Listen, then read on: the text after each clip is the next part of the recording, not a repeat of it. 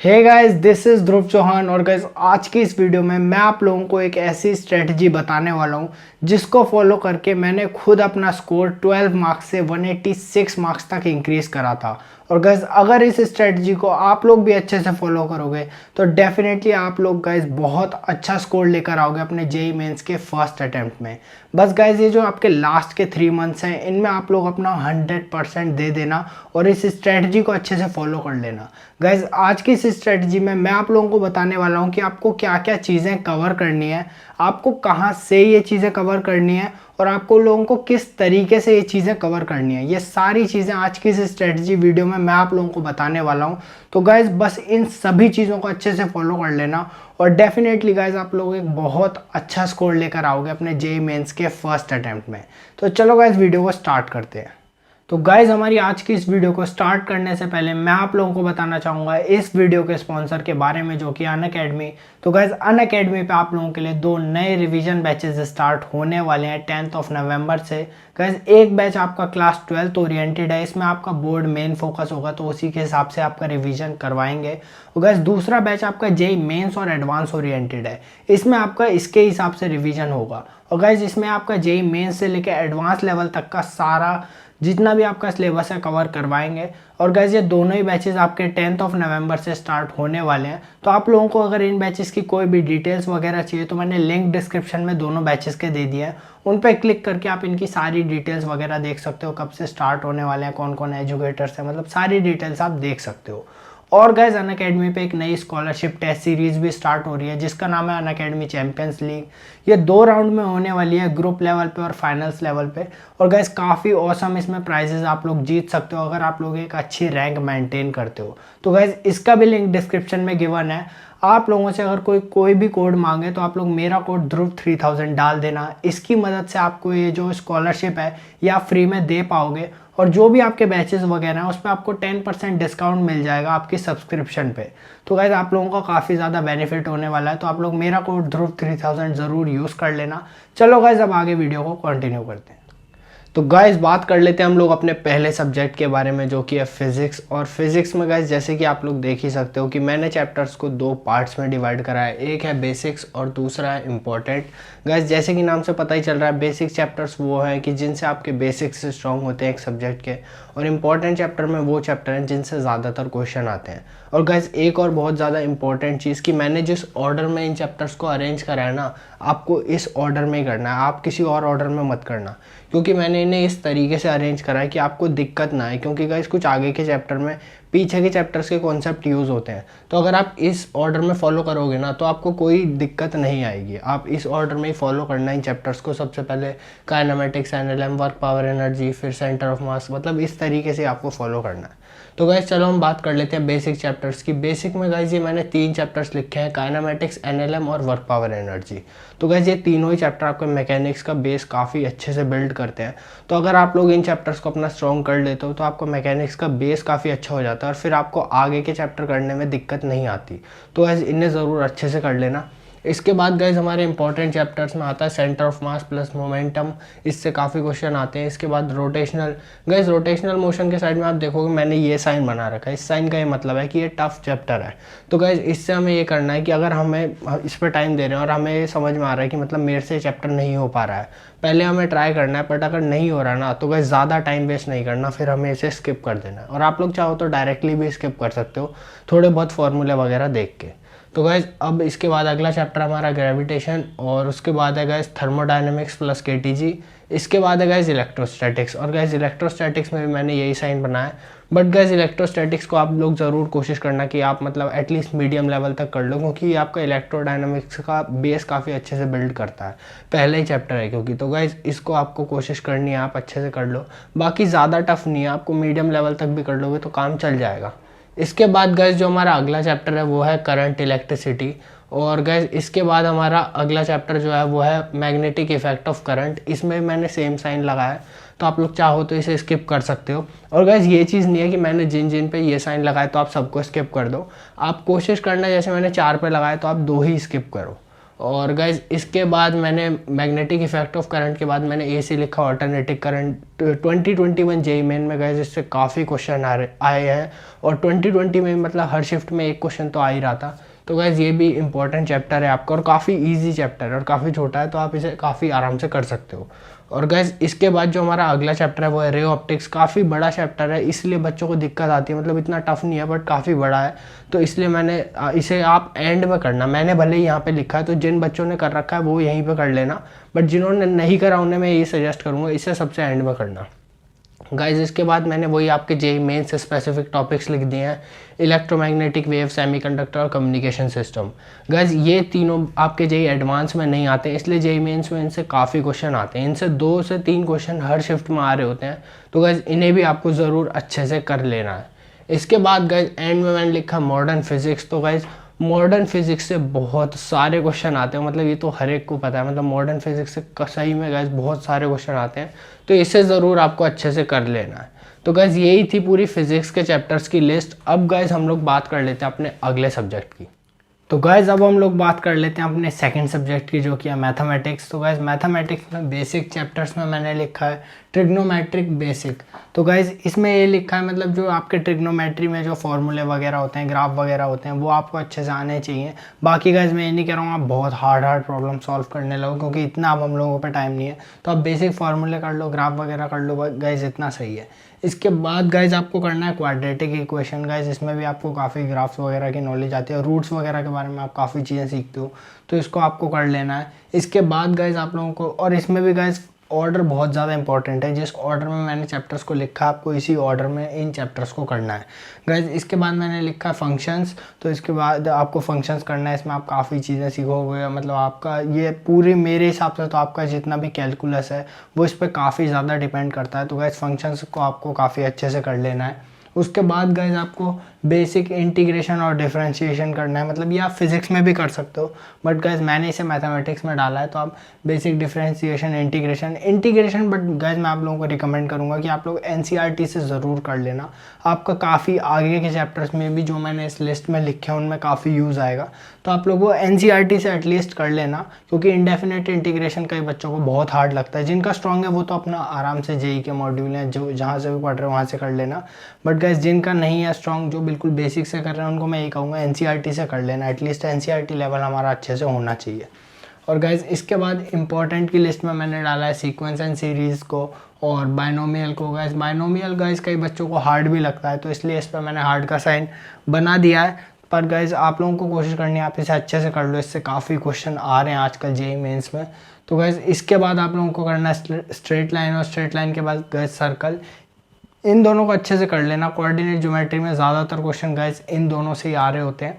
और इसके बाद गाइज आप लोगों को करना है मैट्रिसेस एंड डिटर्मिनेंट, इसके बाद गाइज वेक्टर, और उसके बाद 3D।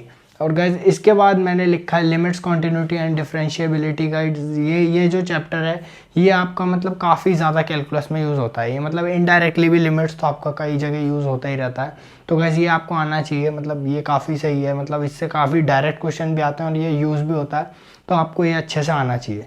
इसके बाद गाइज आपका एप्लीकेशन ऑफ डेरिवेटिव्स, गाइज इससे भी काफ़ी सारे आपके क्वेश्चन आते हैं, और इसको गाइज मैं आप लोगों को, अगर आप लोगों पे वैसे टाइम हो तो इस पे NCERT भी कर लेना, बट मैं ये रिकमेंड करूँगा पहले आप जेई मेंस के प्रीवियस ईयर करना, उसके बाद अगर टाइम बचे तो NCERT करना।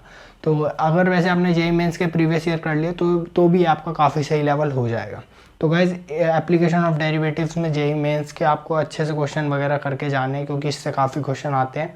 और इसके बाद गाइज आपको डेफिनेट इंटीग्रेशन करना है।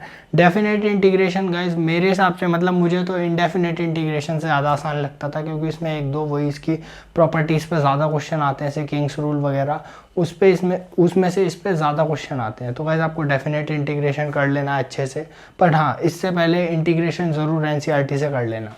और गाइज इसके बाद आपको करना है डिफरेंशियल इक्वेशन। गाइज इसमें भी अगर आपकी इंटीग्रेशन अच्छी है ना तो आपको कोई दिक्कत नहीं होने वाली है, ये भी आप इजीली कर सकते हो। और गाइज इसके बाद आपको करना है मैथमेटिकल रीजनिंग और स्टैटिस्टिक्स। ये जेई मेन से स्पेसिफिक टॉपिक हैं, तो गाइज इनसे एक क्वेश्चन तो हर शिफ्ट में आता ही आता है, तो आपको इन्हें भी अच्छे से कर लेना है। तो गैस मैथ्स की यही लिस्ट है। अगर आप लोगों पे वैसे गैस अगर जब आप इंटीग्रेशन कर रहे हो तो अगर थोड़ी लिस्ट आपको लंबी लग रही है तो ये चीज़ मत करना जो मैं भी कह रहा हूँ। बट गैस अगर आप लोग एक अच्छा स्कोर चाहते हो तो आप एरिया अंडर द कर्व इसके साथ ही कर लेना, मतलब क्योंकि एरिया अंडर द कर्व में गाइस कुछ भी नहीं होता, आपको बेसिक सा एक मतलब वो होती है फिगर, उसका आपको बेसिक एरिया निकालना होता है। तो गाइस अगर आप लोगों को बस प्लॉट करना होता है वो ग्राफ, बाकी तो गाइस इंटीग्रेशन होती है, तो area under the curve guys ज़रूर कर लेना, काफ़ी आसान हो जाता है। अगर आपको इंटीग्रेशन अच्छे से आपको आती है ना तो एरिया अंडर द कर्व ज़रूर कर लेना। बाकी अगर आप लोग इतनी चीज़ भी कर लेते हो जो मैंने लिखी है तो भी गाइस आपके मतलब काफ़ी सही क्वेश्चन आप अपने मैथमेटिक्स के सेक्शन में बना के आ जाओगे। तो चलो गाइस अब हम लोग बात करते हैं आपके केमिस्ट्री के सेक्शन के बारे में। तो गाइस अब हम लोग बात कर लेते हैं अपने थर्ड सब्जेक्ट की जो कि केमिस्ट्री। तो गाइस केमिस्ट्री में मैंने बेसिक चैप्टर्स में लिखा है mole concept, periodic properties, chemical bonding, GOC और हाइड्रोकार्बन। तो गाइस मोल कॉन्सेप्ट तो आपकी पूरी फिजिकल केमिस्ट्री का मतलब काफ़ी ज़्यादा मेन चैप्टर है, मतलब काफ़ी बेसिक्स आपके कवर होते हैं इसमें। और गाइस पीरियोडिक प्रॉपर्टीज़ आपका इनऑर्गेनिक केमिस्ट्री के लिए गाइस काफ़ी ज़्यादा इंपॉर्टेंट होता है। और गाइस सेम ये आपका केमिकल बॉन्डिंग गाइस ये बहुत ज़्यादा इंपॉर्टेंट चैप्टर है दोनों इनऑर्गेनिक केमिस्ट्री के। और गाइस जीओसी और हाइड्रोकार्बन ये दोनों आपके ऑर्गेनिक केमिस्ट्री का पूरा बेस गाइस मतलब काफ़ी ज़्यादा इंपॉर्टेंट होता है आपका बेस स्ट्रॉन्ग करने के लिए। तो गाइस इन दोनों चैप्टर्स को आपको ज़रूर अच्छे से करना है। तो गाइस बेसिक्स में मैंने जितने चैप्टर लिखे हैं केमिस्ट्री में गाइस बहुत ज़्यादा इंपॉर्टेंट है, इन पे आपको काफ़ी अच्छे से अपना टाइम देना चाहिए। गाइस इसके बाद बात कर लेते हैं हम इंपॉर्टेंट चैप्टर्स की। तो उसमें है guys atomic structure, S block, thermodynamics, solutions, metallurgy, chemistry in everyday life plus environmental. और गाइस ये दोनों आप लोगों को पता ही है छोटे से ही चैप्टर हैं, तो गाइस मैंने इन्हें एक में ही क्लब कर दिया है। इसके बाद गाइस हमारा है कोऑर्डिनेशन कंपाउंड, फिर डी एंड एफ ब्लॉक, फिर पॉलीमर प्लस बायोमोलिक्यूल। गाइस इनमें से ज़्यादा क्वेश्चन आपके बायोमोलिक्यूल से ही आते हैं, पॉलीमर से क्वेश्चन सब कम आने लगे हैं। गाइस इसके बाद जो हमारा अगला चैप्टर है वो है केमिकल काइनेटिक्स, और उसके बाद जो अगला चैप्टर है वो है सरफेस केमिस्ट्री। तो गाइस ये वो सारे चैप्टर हैं जो मेरे हिसाब से आपको ज़रूर अच्छे से करने चाहिए अपने केमिस्ट्री में, क्योंकि गाइस ज़्यादातर क्वेश्चन आप इसमें भी ट्राई करके देख सकते हो। ज़्यादातर क्वेश्चन आप किसी भी प्रीवियस ईयर के आप अपने कोई से भी पेपर में देखो तो ज़्यादातर क्वेश्चन आपके इन्हीं चैप्टर से आ रहे होते हैं। तो गाइस इन्हें हमें ज़रूर अच्छे से करना है। अब गाइस हम लोग बात कर लेते हैं हमें कौन सी रिसोर्सेज को फॉलो करना है। तो चलो गाइस अब आगे कंटिन्यू करते हैं। तो गाइज़ अब हम लोग बात कर लेते हैं कि कौन कौन सी रिसोर्सेज को आप लोगों को फॉलो करना है। तो गाइज़ इन रिसोर्सेज में मैंने यूट्यूब चैनल्स को इंक्लूड नहीं करा है, क्योंकि गाइज़ उससे रिलेटेड मैंने 2 वीडियोस बना रखे हैं। एक वीडियो में मैंने ये बताया कि कौन कौन से बेस्ट चैनल्स हैं, और दूसरी वीडियो में मैंने ये बताया कि कौन कौन से चैनल्स को मैंने खुद फॉलो करा था। तो गाइज़ वो वीडियोज़ आप देख सकते हो, आपको अच्छे से आइडिया लग जाएगा कि कौन कौन से चैनल से आपको क्या पढ़ना है। गाइज़ अब मैं आप लोगों को बताने वाला हूँ मटेरियल के बारे में कि आपको कौन कौन सा मटेरियल करना है, और इसके बाद गाइस मटेरियल बताने के बाद मैं आप लोगों को बताऊंगा कि आपको किस तरीके से इस मटेरियल को करना है। तो गाइस अभी सबसे पहले बात कर लेते हैं अपने पहले सब्जेक्ट की जो कि है फिजिक्स। तो गाइस फिजिक्स में सबसे पहले प्रीवियस ईयर क्वेश्चंस मतलब आपको प्रीवियस ईयर्स करने हैं। उसके बाद लेक्चर नोट्स, मतलब जो आप लेक्चर में करोगे आपको जो क्वेश्चंस वगैरह कराते हैं वो भी आपको करने हैं दोबारा से। और गाइस एच.सी. वर्मा या फिर एनी बुक अगर आपने पहले करी है तो ही करना। अब आप लोगों पे इतना टाइम नहीं है, मतलब बहुत कम ही बच्चे होते हैं इस टाइम पे कर पाते हैं। आप इसे अगर छोड़ भी दोगे तो ज़्यादा इम्पैक्ट नहीं होगा। आप प्रीवियस ईयर अच्छे से कर लेना और अपने लेक्चर नोट्स को अच्छे से कर लेना, आपको सही तैयारी हो जाएगी। इसके बाद गाइस मैथ्स में आप लोग प्रीवियस ईयर, लेक्चर नोट्स और एनी बुक, इसमें मैंने ये लिखा है। अब आप में से कई लोग कहोगे भैया अगर प्रीवियस ईयर से हो रहा होता तो सबका हो जाता। नहीं, क्योंकि सब उन्हें अच्छे से नहीं करते और सब ज़्यादा प्रैक्टिस भी नहीं करते हैं। आप लोगों पे बहुत बड़ा प्रीवियस ईयर के बहुत बड़ा सेट है आप पे प्रॉब्लम्स का, क्योंकि 2019 में इतनी शिफ्ट हुई है, 2020 में, 2021 में इतनी सारी प्रॉब्लम्स है। अगर आप अच्छे से करोगे तो डेफिनेटली आप कर लोगे। और मैं ये नहीं कह रहा आपको सारी करनी है, अभी मैं आपको बताऊँगा आपको कैसे करनी है, क्या करनी है, वो अभी थोड़ी देर में बताऊँगा। और गाइज हमारा अगला सब्जेक्ट है केमिस्ट्री। केमिस्ट्री में मैंने ये लिखा है previous year question, lecture notes, NCERT. इसमें गाइज ज़रूरी है आप लोगों को एनसीईआरटी से करना ही करना है ये चैप्टर्स। गाइज फिजिकल में कर लेना चीज़ें, और इनऑर्गेनिक, इन दोनों के लिए आप एनसीईआरटी को रेफ़र ज़रूर करना, मतलब काफ़ी ज़्यादा फ़ायदा होता है। मैंने खुद रेफ़र करी थी और गाइज एनसीईआरटी में ये तो अच्छे से करा रखी है। ऑर्गेनिक के लिए मुझे ऐसा कोई बेनिफिट नहीं लगा, इसलिए मैं आप लोगों को रिकमेंड नहीं कर रहा हूँ। अब गाइज बात कर लेते हैं कि हमें रिसोर्सेज भी पता चल गए, हमें जहाँ से करना है, हमें ये भी पता है हमें क्या क्या चीज़ें करनी है, पर इसे किस तरीके से करना है। तो चलो गाइज अब हम चलते हैं अपने नेक्स्ट पार्ट पे। तो गाइज़ अब हम लोग बात कर लेते हैं कि आप लोगों को 50 क्वेश्चन करने किस तरीके से हैं। तो गाइज़ सबसे पहले तो आप लोगों के जो लेक्चर नोट्स हैं, मतलब आप जहाँ पे भी पढ़ते हो, आपको जो भी उन्होंने क्लासेस लेते हो, जो भी क्वेश्चंस कराए हैं, आप लोगों को वो क्वेश्चन दोबारा से खुद सॉल्व करने हैं। क्योंकि गाइज़ आप में से आप कई लोग कहोगे कि भैया वो दोबारा क्यों सॉल्व करने हो, तो पहले कर रखे हैं। तो नहीं गाइज़, जब आप उन्हें सॉल्व करोगे तो आप लोगों को पता चलेगा आप ये भी सारे सही से सॉल्व नहीं कर पा रहे हो। तो आप लोगों को ये दोबारा से सॉल्व करना है, तो आपके काफ़ी सारे कॉन्सेप्ट्स क्लियर होंगे। तो आप लोगों को ये दोबारा करना है और आपका साथ के साथ रिवीजन भी हो रहा है, तो गाइज़ इसलिए करना बहुत ज़्यादा ज़रूरी है। इसके बाद गाइज़ आप लोगों के जो प्रीवियस ईयर क्वेश्चन है 2021 के, ये आप लोगों को ज़रूर करने हैं। और गाइज़ इन दोनों को मिला के आपके ईजिली 50 क्वेश्चन हो जाएंगे पर चैप्टर के।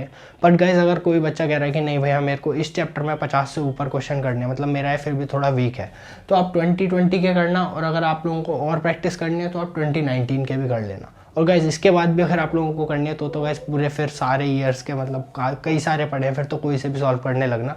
बट ये 3 मैं आप लोगों को रिकमेंड करूँगा। बट गाइज़ जिन पे मतलब टाइम कम है, जिन्होंने ज़्यादा सिलेबस कवर नहीं कर रखा, उनको मैं यही कहूँगा आप 2021 के करना, अपने लेक्चर नोट्स अच्छे से करना, तो आपके 50 क्वेश्चन ईजिली हो जाएंगे। तो आप लोगों को ये 50 क्वेश्चन इस तरीके से कवर करने हैं, तो आपका काफ़ी इजीली सिलेबस कवर हो जाएगा। और गाइस ये 50 क्वेश्चन मोर देन इनफ है, अगर आप कॉन्सेप्ट समझ के कर रहे हो तो डेफिनेटली आपका जो भी क्वेश्चन एग्जाम में आएगा आप उसे कर पाओगे। और गाइज यही मैंने अपना पहला पॉइंट लिखा है कि आप लोगों को इन पे टाइम दे के इन्हें करना है। इन्हें इस तरीके से नहीं करना कि भैया ने 50 क्वेश्चन गए अब तो 50 कर करके आगे बढ़ रहा हूँ, क्योंकि कई बच्चे रश करने लगते हैं, मतलब वो सॉल्यूशन देखते हैं, हाँ चल आ गया समझ में, और या फिर थोड़ा बहुत कर लिया, सॉल्यूशन देख लिया। आपको इस तरीके से नहीं करना, आपको 2 बार खुद से ट्राई करना है, फिर सॉल्यूशन देखना है, फिर दोबारा खुद उसे एक बार सॉल्व ज़रूर करना है सॉल्यूशन देखने के बाद। ये बहुत ज़्यादा इंपॉर्टेंट पॉइंट है, क्योंकि अगर आप उसे सॉल्व नहीं करोगे ना तो आप एग्ज़ाम में उसे नहीं कर पाओगे। आप बस मतलब सॉल्यूशन देख के आगे तो बढ़ जाओगे, हाँ आ गया समझ में, बट आप गाइज उसे नहीं कर पाओगे। तो आपको एक बार खुद से वो ज़रूर सॉल्व करना है। इसके बाद गाइज फार्मूले, मतलब कई लोग कॉन्सेप्ट समझने का मतलब ये सोचते हैं कि फार्मूले नहीं रटने, तो गाइज फार्मूले ज़रूर रटने। जेईई मेंस में ज़्यादातर क्वेश्चन फार्मूला बेस ही आते हैं। और गाइज रिवीजन तो करना बहुत इंपॉर्टेंट है ही, तो जो भी चीज़ आप पढ़ रहे हो उनका रिवीजन ज़रूर करते रहना। और गाइज हमारा एंड में जो ही मैंने आपको पहले चैलेंज दिया था कि 10 से 12 घंटे आपको हर दिन देने हैं, अगर आपने अभी तक ये चैलेंज नहीं लिया तो अभी भी कमेंट सेक्शन में लिख दो 12 आवर चैलेंज, क्योंकि गाइज ये बहुत ज़्यादा इंपॉर्टेंट है। अगर आप लास्ट के 3 महीने में भी सीरियस नहीं होना तो गाइज आप एक अच्छा स्कोर नहीं ला पाओगे, आपको इतना टाइम देना ही पड़ेगा। मतलब ये पूरी स्ट्रेटजी एक तरीके से फेल हो जाएगी अगर आप लोग इतना टाइम नहीं दे पाओगे। तो गाइज अगर आप इतना टाइम दे सकते हो तो आप डेफिनेटली अपना ड्रीम स्कोर अचीव कर सकते हो। पर गाइज ये चीज़ 3 महीने तक करना ईजी नहीं है, इसलिए गाइज हर एक कोई नहीं कर पाता। तो गाइज चलो, अगर ये वीडियो अच्छी लगी हो तो इस वीडियो को लाइक कर देना, अपने एक दोस्त के साथ तो गाइज एटलीस्ट शेयर करना, क्योंकि गाइज अपने बेस्ट फ्रेंड की तो मदद करनी बनती है। तो गाइज उसके लिए तो एक बार शेयर कर देना। और गाइज अगर चैनल पर पहली बार आए हो तो सब्सक्राइब ज़रूर कर देना। इस तरीके की ऑसम वीडियोस आती रहती हैं। अगर आप लोगों की कोई भी सजेशन है, मतलब किसी भी टॉपिक पे आप वीडियो चाहते हो तो कमेंट ज़रूर कर देना एक बार। गाइज मैं मिलता हूँ आपसे अगली वीडियो में, तब तक के लिए गाइज आप लोग मेहनत करते रहो और गाइज फोड़ते रहो।